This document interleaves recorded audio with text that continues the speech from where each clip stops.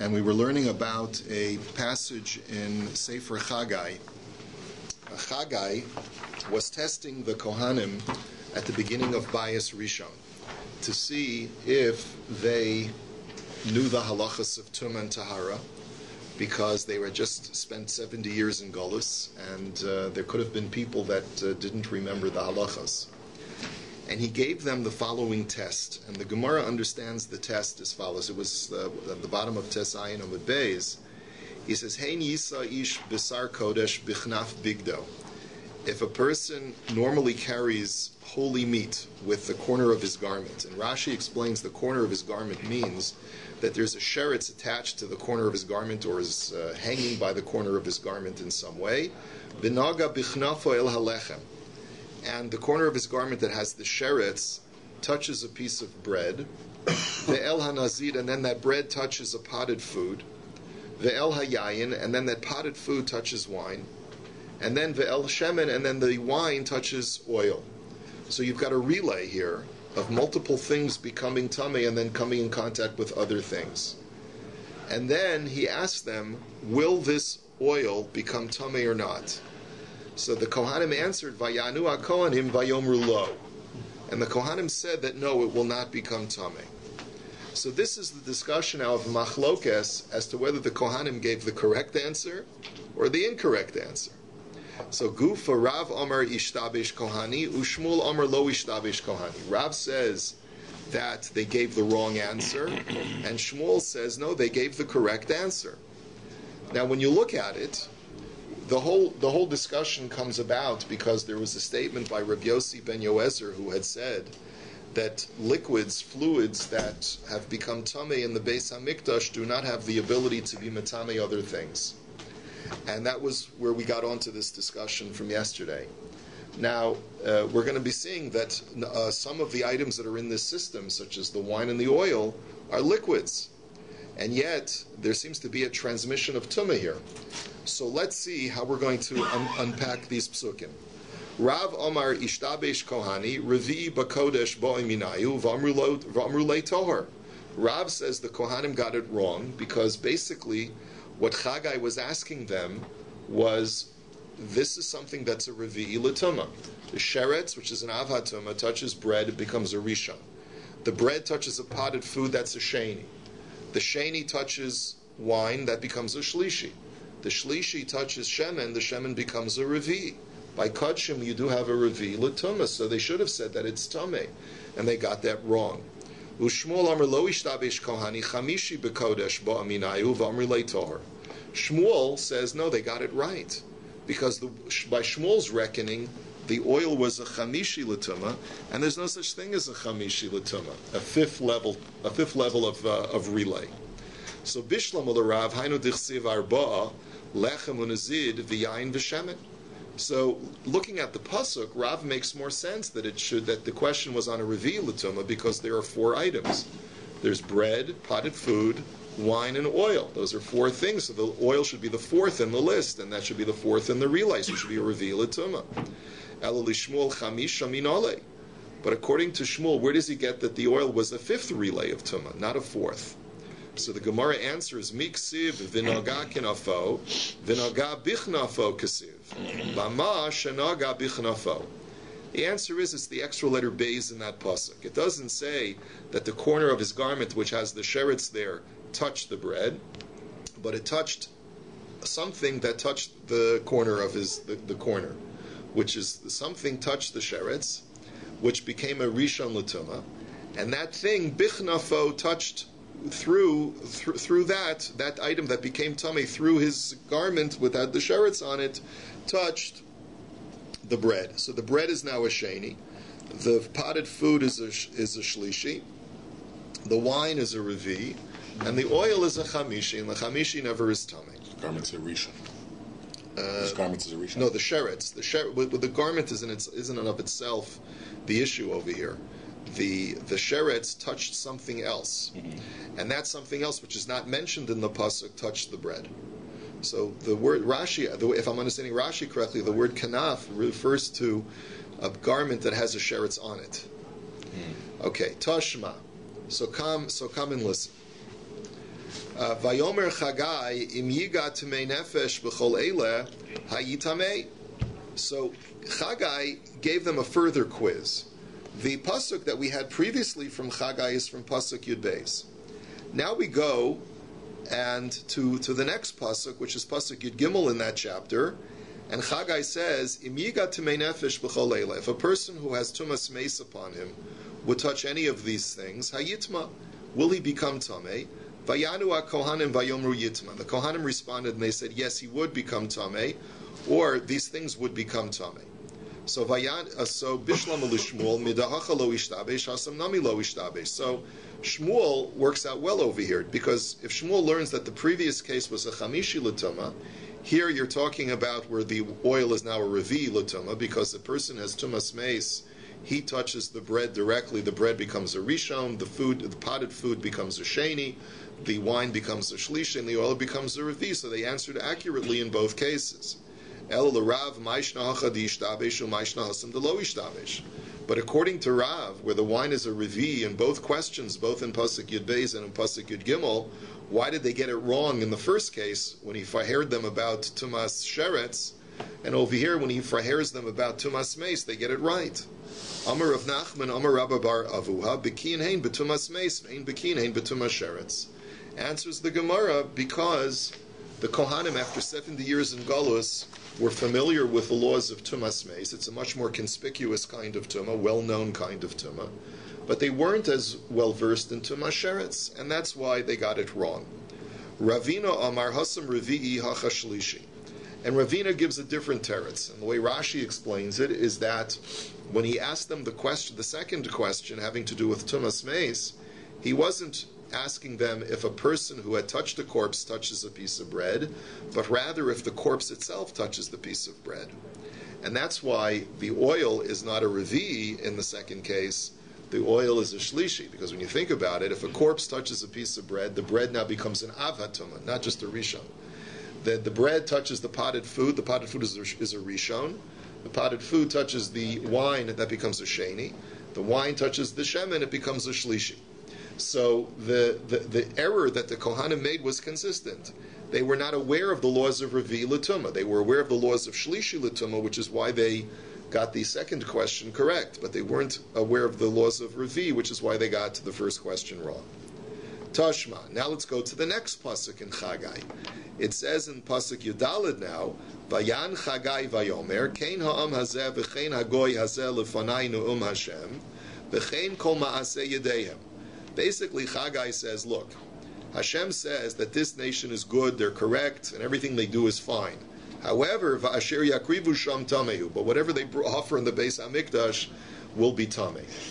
So he's basically criticizing them and saying to the Kohanim, sorry guys, you flunked the test.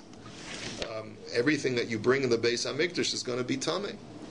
So the question now is, Bishlam l'Rav hainu dichsiv tameh. I can understand how it makes sense according to Rav, because Rav understands that they flunked the faher. But Elali Shmuel amai tameh. But according to Shmuel, why would Chagai say everything they offer is tameh if they answered all the questions correctly? The Gemara answers, itamuhi kamitama. The answer is that Chagai wasn't making a declaration of that's saying that they're tameh. He was asking a rhetorical question. Shall they be tameh? Of course not, because the Kohanim know what they're doing. So, frak the Gemara, ha v'chein kol ma'aseh yedeim ksiv. But it says that such is their handiwork. The word v'chein implies that it's a declaration, not a question. So how could you read it that way in the pasuk? So, Amar Marzutra v'itema Ravashi mitoch shekilkulu es ma'asehem ma'alei aleim hakasuv kilu hikrivu b'tumah. So, according to Shmuel, you have to answer as follows. Chagai was not criticizing their halachic knowledge of the laws of tumah. Chagai was criticizing what he saw prophetically that was going to be their future behavior during the Second Temple period, that Kohanim would become corrupt, and as such, their corruption would, in a figurative sense, make the temple impure. Not in a halachic sense, but in a figurative, more metaphorical sense, it would make the temple impure, and that's what he was stating. He wasn't stating from a halachic standpoint. He was stating that, you Kohanim are going to defile my temple, is basically what he was saying. So Gufa. Rav Tani Mashke Beis Mitbechaya V'Levi Tani Mashke Be Midbechaya. So now we're going to go back to the statement of Rabbi Yossi ben Yoezer, Ish Tzreda, that was stated yesterday in the Gemara. He was quoted as saying that Mashkin Beis Mitbechaya Dachan, that all liquids that are found in the temple are pure. Now there's a machlokus in the girsa of what Rabbi Yossi ben Yoezer said. According to Rav, he was only referring to not all liquids of the temple, but liquids that are used in the slaughter, which is blood and water. However, other kinds of fluids that are used in the Beis HaMikdash but are not related to the slaughter, such as wine and oil, which are used as libations, those are still subject to tumah and to be metame other things, even in the Beis HaMikdash. Now, Levi, however, disagrees, and Levi says that no, that Rabbi Yossi ben Yoezer was testifying about all fluids in the Beis HaMikdash, because his girsa was mid bechaya, not mit bechaya. Mit bechaya means having to do with slaughter, and mid bechaya means having to do with the mizbeach, everything that is sacrificial. Okay, so in Levi's context, including oil and wine, those things are not subject to tumah and certainly not to be metame other things. So the Gemara says, LeLevi hanicha isvir le kishmuel. Now, according to Levi, it'll work out if he holds like Shmuel that the Kohanim answered the question correctly. Meaning, if the Kohanim in Sefer Chagai answered both questions correctly, they said in the first case the oil will not be tameh, and they said in the second case the oil will be tameh. Da'amar dachan milatame tumas acherim aval tumas atzman yesh lahen. Now Shmuel also had previously said that even though Rabbi Yossi ben Yoezer says that there's no tumah of these liquids in the Beis HaMikdash, that just simply means that they don't have the power to make other things tameh. But that they themselves are tameh, that Rabbi Yossi ben Yoezer acknowledges. If they come in contact with tumah, the liquid itself becomes tameh in the Beis HaMikdash. So oil and wine can itself become tameh. So mishkachas la denagi kulhu barisha. So then, how could it be that the Kohanim correctly answered that the case of oil is tameh? You'd have to say that you'd have to reinterpret the question that Chagai asked the Kohanim. He wasn't asking them about a revi'i l'tumah. He wasn't asking them about a relay where the source of tumah, the tumas meis, touches the bread, and the bread touches the potted food, and the potted food touches the wine, and the wine touches the oil. No, you'd have to say that all of these items that are listed in the pasuk directly touch the source of tumah, and that's why, if they directly touch the source of tumah, according to Levi, they are capable of becoming tameh themselves, even though they cannot be metame other things.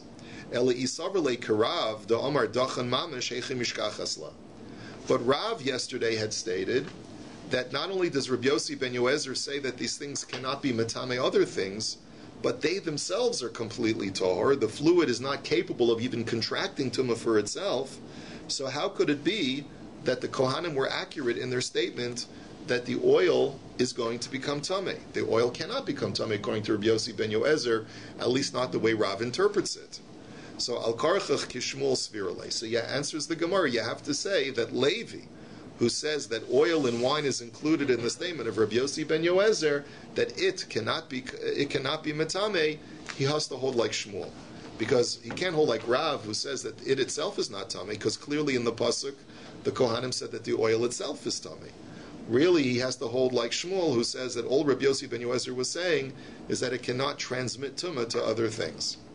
So now the Gemara says, fine, okay, v'li Shmuel, hanicha isavr la kirav. So now let's go to Shmuel over here. Shmuel over here had said that they answered the first question correctly, and they answered the second question correctly. That'll work out well if he holds like Rav, the Tani mashki beis mit bechaya. Aval mashki be mid bechaya, achrini nami mitamu. He says that'll work out well if he holds like Rav, who says that the only time that Rabbi Yossi ben Yoezer holds that these things do not transmit tumah is when it's talking about fluid that is blood and water. But with oil and wine, these things do transmit tumah. So then, Revi'i hu delo avid chamishi, So then I could understand why Shmuel had said that in the first case of the Chagai, the pasuk in Chagai, where the Kohanim said it's not going to be Tameh, they answered why? Because a Revi can't make Chamishi Tameh. They basically were saying the oil is not Tameh because it's a Chamishi L'Tumah. But we can infer from that statement that Hashlishi Avid Revi, that if the wine was a Shlishi L'Tumah, then it would have the power to transmit Tumah to the Revi. And that's perfectly consistent with Rav, who says that Rabbi Yossi ben Yoezer was not talking about oil and wine, he was only talking about blood and water. However, Ela Isavrla Kalevi the Tani Mashki Be Mid Bechaya, Ma'ir Yeravi Delo Avid Chamishi, Afilu Sheni Ushlishi Namilo Avdi.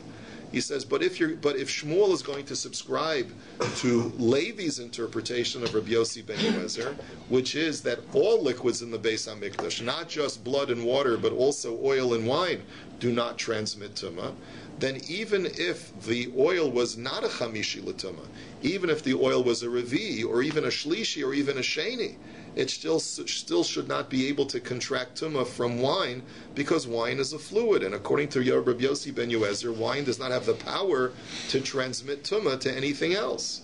So the Gemara says, you're right. Al karachach kerab svirale.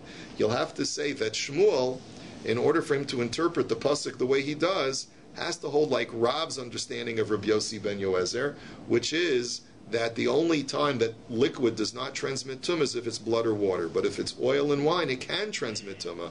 And that's why he interprets the pasuk in Chagai as saying that the only reason the oil was tar was because it was a chamishi, but if it had been a revi, it would be able to become tameh. So now, okay, it's very confusing because we got all of these shittas that we got to hold cup in. But let's just review. We've got the statement of Rabbi Yossi ben Yoezer, who says that fluids in the Beis HaMikdash do not transmit tumah. There's a machlokus between Rav and Levi whether Rabbi Yossi ben Yoezer is only talking about blood and water, that has this special case that it does not transmit tumah. That's called a BAYT b'chaya, or like Levi says, no, it's BAYT b'chaya. All sacrificial fluids that are in the Beis HaMikdash do not transmit tumah, in which case it applies not only to water and blood, but it also applies to oil and wine. So we have Tanya Kavose de Rav, Tanya Kavose de Levi. We have two brises, one supports Rav and one supports Levi. Tanya Kavose de Levi, the brisa that supports Levi states as follows: Hadam v'hayayin v'hashemen v'hamayim mashki be mid b'chaya. If you have any of these fluids, whether it's water, blood, oil, or wine, that shenitma'u bifnim, if they became tamei inside the Beis HaMikdash, v'hotzian lachutz, and then you take them outside the Beis HaMikdash, tahorin, they will not be able to transmit tumah. Why? Because their tumah originated in the Beis HaMikdash. Nitma'u b'chutz v'hichnisan bifnim tamein.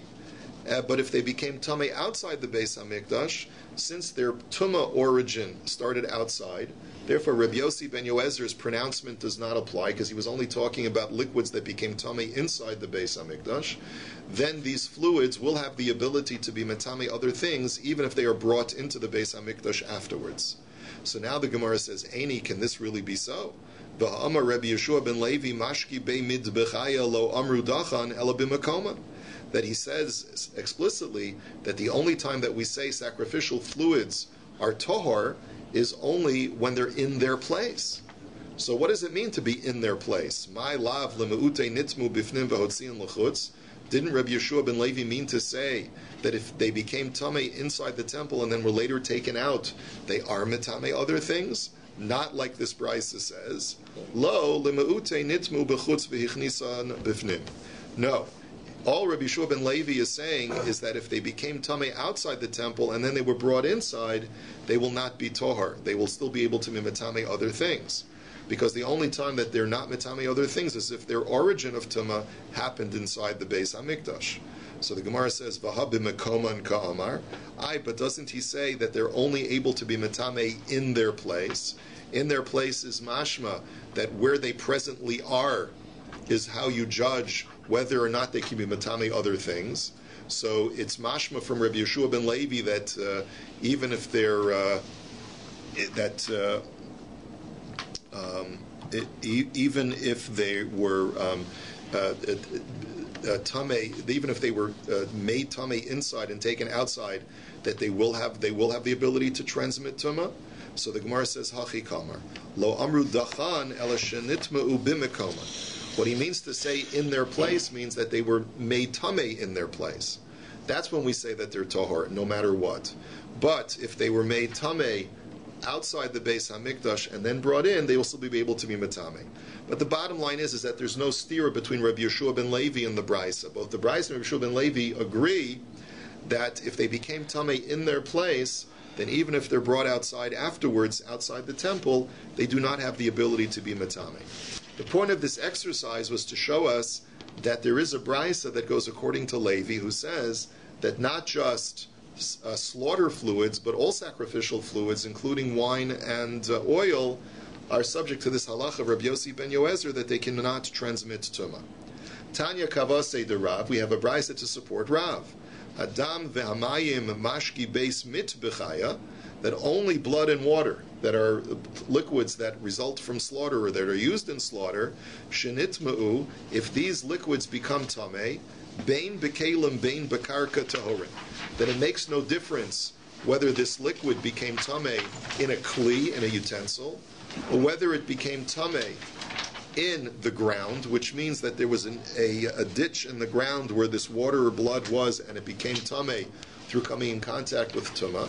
In both cases, these things are going to be so they are going to be tahor. They're going to be tahor. They're not going to be able to contract tumah.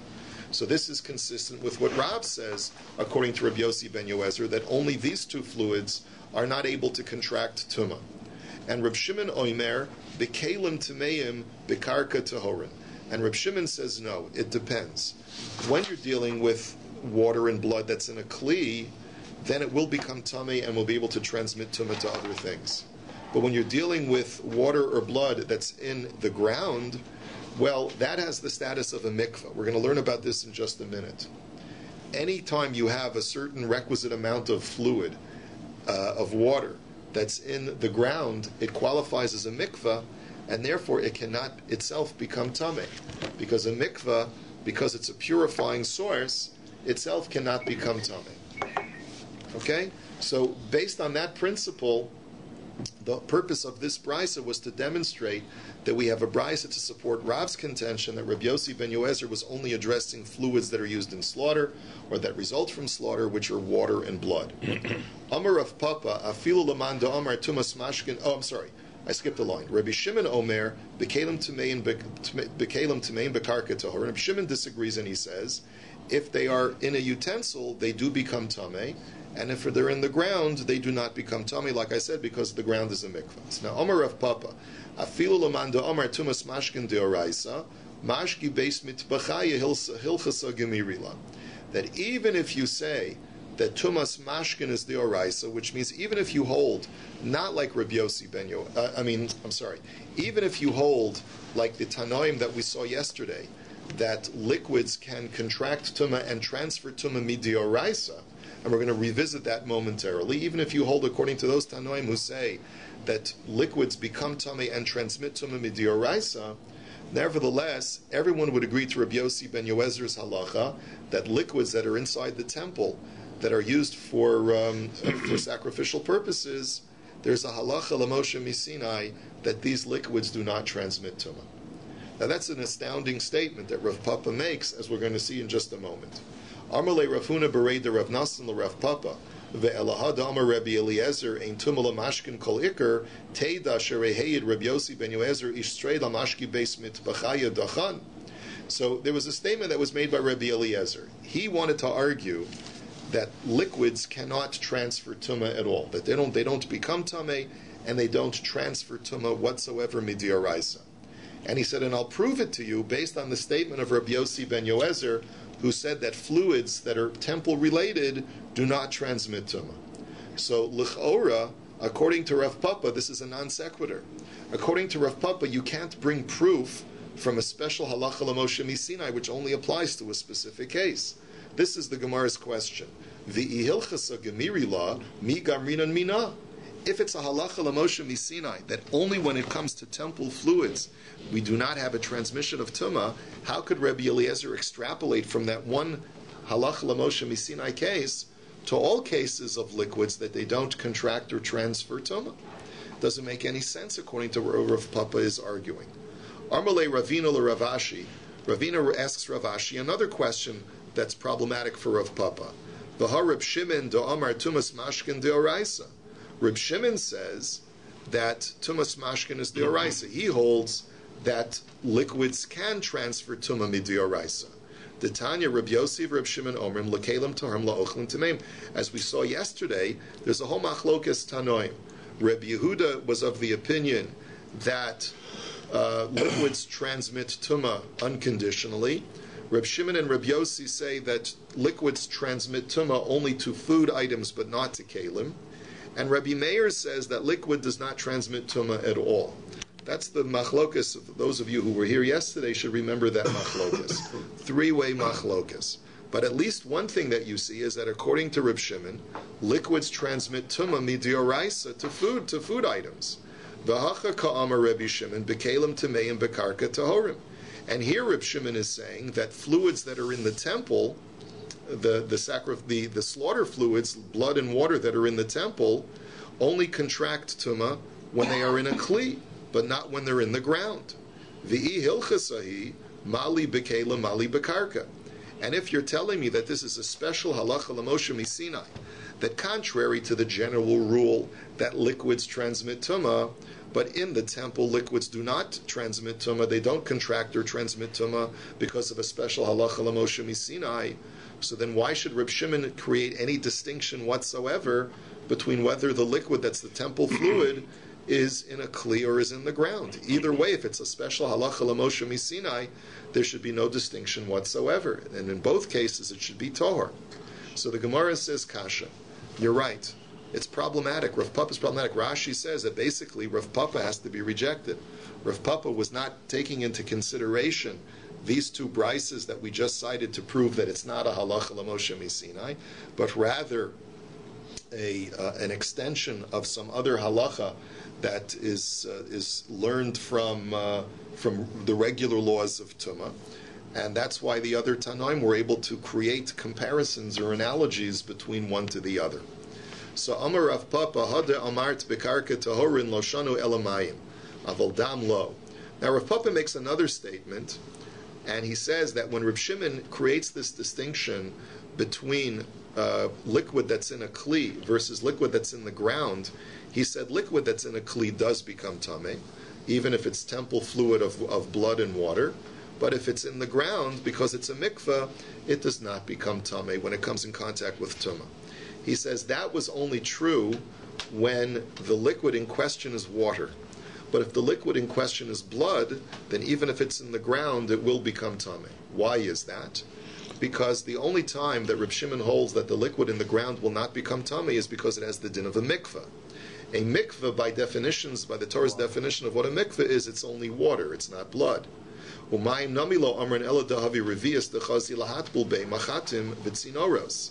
Avolo havi revius tamein. And furthermore, the only time that we say that water that's in the ground that comes in contact with tumah will not become tameh, according to Reb Shimon, is only when you have at least a revius of water, because then it constitutes a halachic mikveh. Now you're going to say to me, what are you talking about? A halachic mikveh has to be 40 sa.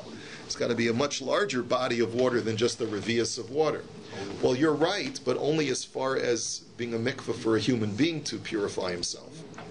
But a mikveh for kalim, a mikveh to purify utensils, only has to be as large enough for the submergence of the kli itself. So if you have a small little kli like a needle or something like that, as long as you have enough water collected in the ground that you can submerge the needle in, that's a kosher mikveh. That's why the kela mikveh doesn't have to be as large as a regular mikveh.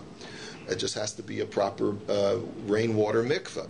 So that's the thing, is that it's got to be at least a revius, because anything less than a revius you can't submerge a kli into. Okay? Let us go weiter. So Amar Mar, Reb Yehuda Omer L'chol Tameh. Let's go back. Remember I told you there's a three-way machlokas. There's a machlokas Reb Yehuda, who says that liquids transmit tumah midioraisa, and they transmit tumah not only to food items but to kalim. So if liquid itself is tameh, let's say through a sheretz, that liquid touches a kli, it'll make the kli tameh. Rabbi Yossi and Reb Shimon disagree, and they say that liquid can only make food items tameh, they cannot make kalim tameh. And Rabbi Meir has the third opinion, and he says that no, liquid does not transmit tumah at all, and presumably that's where Rabbi Yossi ben Yoezer is aligned with Rabbi Meir. Anyway, so remember Desavar Rabbi Yehuda tumas mashkin latame tumas kalim de oraisa. Are you suggesting that Rabbi Yehuda says that liquid can become tameh even midioraisa to be matame kalim? Because the case that Rabbi Yehuda was talking about, if you remember from yesterday, was a case of you have a suffix tumah, where a person who's tameh came in and we're not sure whether he came in contact with the liquid or not. It's only a suffix tumah. The only reason why we would say that the liquid is matame is because suffix deoraisa l'chumra, and therefore we're dealing with a tumah deoraisa here. So anyway, v'hatnan, but we have a Mishnah that contradicts that. Kol hakelim sheyesh lan achorayim v'toch kagon hakorim v'haksasos v'hasakin v'hamartzufin nitmatocho nitmagabo nitmagabo nitmatocho. There's a Mishnah that states as follows. You have a kli that has a utility for both the outside of the kli and the inside of the kli. An example of this is a pillow, a cushion, a sack, or a leather pouch. These things can either be used on their exterior, or you can use them on their interior as well. Comes along the Mishnah and says that if the inside of the utensil becomes tameh, then the outside is also de facto tameh. But if the outside is exposed to tumah, the inside will not become tameh. Va'amar Rabbi Yehuda b'medvar mamurim shnitmu machmas mashkin, aval nitmu machmas sheretz nitmatocha nitmagabo nitmagabo nitmatocha. And Rabbi Yehuda qualifies that statement, and he says that that's only true when the source of tumah, the origin of tumah, was a liquid. But if the source of tumah was a sheretz, then it makes no difference whether the sheretz touched the outside of the kli or the inside of the kli, the entire kli is going to become tameh. Liquid can seep through, no? It can seep through, but in this case it doesn't. It only touched the outside and it didn't seep through. The point is that you have to say that we're dealing with a tumah derabbanan. The Rabbanan have a very legitimate reason for creating a distinction and reminding you when you're dealing with a tumah derabbanan and a tumah deoraisa. Why? So let's just understand this. The reason why you would want to know whether something is tameh derabbanan or deoraisa is, let's say you're dealing with kachim, you're dealing with, let's say, truma. If truma is only tameh miderabanan, are you allowed to burn it? No. You have to let it rot and then decompose and then dispose of it. But you're not allowed to burn truma that's really tahor mideraisa biyadayim. So therefore, it's important for us to know when something is a tumah derabanan or tumah deoraisa. So the Chachamim made these kinds of distinctions so that people would know when you're dealing with a derabanan or deoraisa tumah. So in this example too, when something is only tameh through liquid, which is a tumah derabanan, when it touches the outside, only the outside is tameh, but the inside is not tameh. Now, if you're telling me that Rabbi Yehuda says that liquid becomes tameh midioraisa, so he's contradicting himself. Visal kadaituch tumas mashkin latame kelim deoraisa, mali nitma machmas mashkin, mali nitma machmas sheretz. If you're telling me that according to Rabbi Yehuda, that liquid that becomes tameh can be mitame other things midioraisa, so what's the difference between liquid and a sheretz? They're both tumah deoraisa. So Amar Rav Yehuda, Amar Shmuel, Chazer bo Rabbi Yehuda. So Rav Yehuda, in the name of Shmuel, says, you're right. Rabbi Yehuda retracted.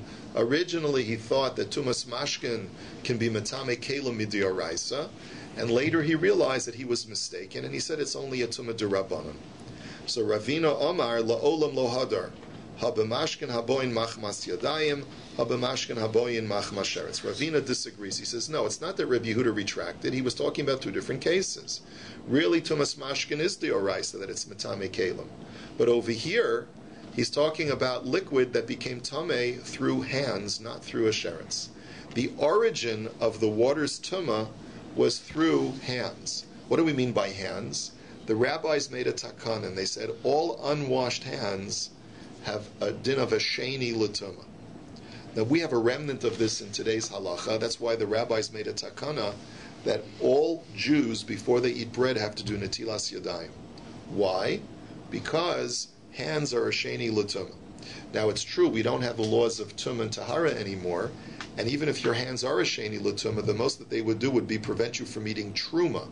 And if you're not a kohen, there shouldn't be an issue. But the Chachamim made a takana. Number one, they said all unwashed hands have a din of a sheni l'tumah. And number two, all Jews, even after the temple is destroyed and there's no more truma, there's no more kohanim, have to wash their hands before they eat bread, so that the kohanim will never forget the halacha. So the reason why you wash netilas yadayim for bread is for us kohanim, so that we should remember. It's really for my benefit, so I shouldn't forget that I'm supposed to wash before I eat truma. Isn't that amazing? Wow. Yeah.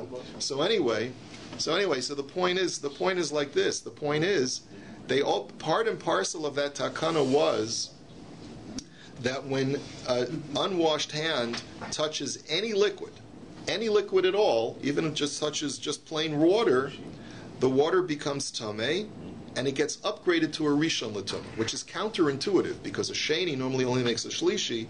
But part of this takana was that they upgraded liquid to make it into a rishon l'tumah. We had discussed this briefly before. The rabbis were very concerned about fluids because of fluids that emanate from the zav's body, and so they upgraded the status of fluids to make them into a rishon when they just come in contact with the. That's right. Right, exactly. And so that they said even if it only comes in contact with the sheni, the liquid gets upgraded to become a rishon l'tumah. It becomes a tchila. Exactly. So the issue is that when Rabbi Yehuda said that when this liquid touches the sack, it only makes the outside tameh, but not the inside tameh. He was talking about liquid that's only rabbinically tameh, and not liquid that came tameh through a sheretz. It became tameh through coming in contact with unwashed hands. So the Gemara says, but wait a minute, that's going to be problematic, because ihachi adatoni bamedvar mamurim shenitmu machmas mashkin liflog velisni b'dida. But then go back and look at the language of the brisa. When Rabbi Yehuda says that it depends whether the sack became tameh through a sheretz or whether it became tameh through liquids, that's not true. The distinction should not be whether it's a sheretz or whether it's a liquid. You should distinguish within liquids itself and be more accurate and say, Bamedvar mamurim b'mashkin haboin machmas yadayim. Aval b'mashkin haboin machmas sheretz nitmatocho nitmagabo nitmagabo nitmatocho. He should have said that it depends what kind of liquid you're dealing with. If it's a liquid that became tameh from a sheretz, so then the entire kli will become tameh, both the outside and the inside. It's only if you're dealing with a rabbinic liquid, that a rabbinically tameh liquid, that we would say that only the outside becomes tameh and not the inside. So ela machvarta kiddushanin meikara. So the Gemara answers, you're right. We have to go back to our original statement that what? Chazer bo Rabbi Yehuda. That Rabbi Yehuda actually retracted from his original statement. His original statement was that liquid transmits tumah deoraisa, and he realizes, no, it doesn't. Liquid does not transmit tumah deoraisa. So now the question is, Ibayilu, Mikalim hu dahadar be avol ba'ochlin ka Rabbi Yosef Reb Shimon Sviralei, o dilma legamrei hadar be ka Rabbi Meir. The question now that the Gemara is going to ask is, when you say that Rabbi Yehuda retracted, remember we have two other opinions in that brisa from yesterday. One is the opinion of Rabbi Yossi and Reb Shimon, who say that liquid is mitame other things midirais as long as they're food and not kalim. And Rabbi Meir says that liquid is not mitame midirais anything, neither food nor kalim. So when Rabbi Yehuda retracted from saying that liquid is mitame midirais, did he fall back to Reb Shimon and Reb Yossi, where he holds that liquid is still mitame midirais foods, just not kalim? Or does he completely fall away from any tumah deoraisa with liquids like Reb Meir and say that liquid is not mitame anything mideoraisa, neither kalim nor foods? That's our question. We're going to go a little bit further because since tomorrow's Rosh Chodesh we're going to have less time. So Amar of Nachman bar Yitzchak Toshma. So come and listen to the brisa. Para sheshasa samei chatas bisade. Chatas bisaratame. You have a cow that drinks para aduma water. Now let's just get straight. Para aduma water you sprinkle on a person who's tameh in order for them to be tahor.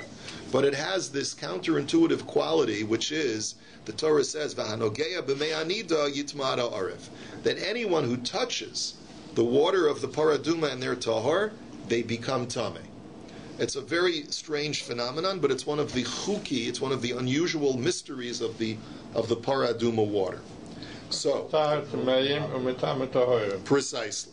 So the Brisa now says that if a cow drinks the water of the paraduma, it's now ingested the water in its kishkas. Okay, it's in its stomach now. So the flesh of the cow, which is a food item, becomes tameh. Okay, so now Rabbi Yehuda Omer batlu b'meyel, and Rabbi Yehuda says no. He says that once it's ingested the water and it's in its stomach, it does not have the ability to be metame the flesh. It's completely null and void in its stomach. V'isal kadaitich mikelim hu dahader bevel ba'ochlin Rabbi Yosef Reb Shimon Svirolei amai batlu b'meyel legamre. And if you're going to argue that according to Rabbi Yehuda, water that is tameh can still be metame food items, then why should Rabbi Yehuda say that it's completely bottle and does not make the animal's flesh tameh? He says, Nehi de tuma chamura lo mitamu, tuma kalamia nitmu. So I can understand if Rabbi Yehuda were to argue that the water of the paraduma still doesn't have the din of paraduma water anymore because the animal has ingested it. But it should still have the din of liquid, it should still have the din of some liquid that's tameh. And if liquid that's tameh has the ability to be matame food items, why then should Rabbi Yehuda say that the flesh of the animal, of the cow, is not tameh? That doesn't seem to make any sense. So the Gemara says, you're right. My batlu b'meyeha, nami batlu mituma chamura, avol tuma kala mitamu. You're right. Rabbi Yehuda is not suggesting that the meat of the animal is not tameh at all. What Rabbi Yehuda is suggesting is that the water of the paraduma does not have its original status to be metame adam and kalim. You see, the halacha of the Torah is that this water of the paraduma is so tameh that if a human being touches it, the human being will become tameh. All Rabbi Yehuda means to say is that once it's inside the animal's stomach, if you were to theoretically open up the animal's stomach and touch the water that's in there, you would not become tameh. But he agrees, Rabbi Yehuda, that the flesh of the animal itself is tameh because it's tameh water. It just doesn't have the din of paraduma water, but it still has a din of tameh water. So michlal the Tanakama sover tuma chamura nami mitamahu. So the Gemara says, but wait a minute. According to the way you're learning now, the Tanakama who disagrees with Rabbi Yehuda says that it does retain its status of paraduma water, such that if you were to cut open its stomach and touch the water, you would become tameh. Habisara tami katani. But that doesn't make sense because all the Tanakama says is that the flesh of the cow becomes tameh, which implies that it doesn't have its original status of tumah because it only has the ability to make the cow's flesh tameh, but not to make anything else tameh. So the Gemara says you have to modify your understanding of that brisa. Kula Rebbe Yehuda hi v'chisuri mechzer avahachi ketani. Really, the entire brisa is Rebbe Yehuda, and there's a little bit missing in the language, and you read it as follows. Para sheshasas amechatas b'saratame. That if a cow drinks the paraduma water, then its flesh will be tameh. Bamedvar mamurim tumakala. But that's only true that the flesh is tameh with a lighter form of tumah because it comes in contact with tameh water. Awal tumah chamura. But to say that it becomes tameh through paraduma water, lo, that it's not. Sherebbe Yehuda omer batlu b'meyeha. Because Rabbi Yehuda says that once the paraduma water gets into its stomach, it no longer has the din of paraduma water. It's still tameh water, so that its flesh, the animal's flesh is tameh, but it's not paraduma water anymore, so that if a human being were to touch the water in its stomach, he would not become tameh. So that's one way of understanding it, in order to defend the idea that Rabbi Yehuda still says that tameh liquids are metame food. And finally, Ravashi Omar la'olam batlu b'meyel legamre mishum dahavolei mashke saruach.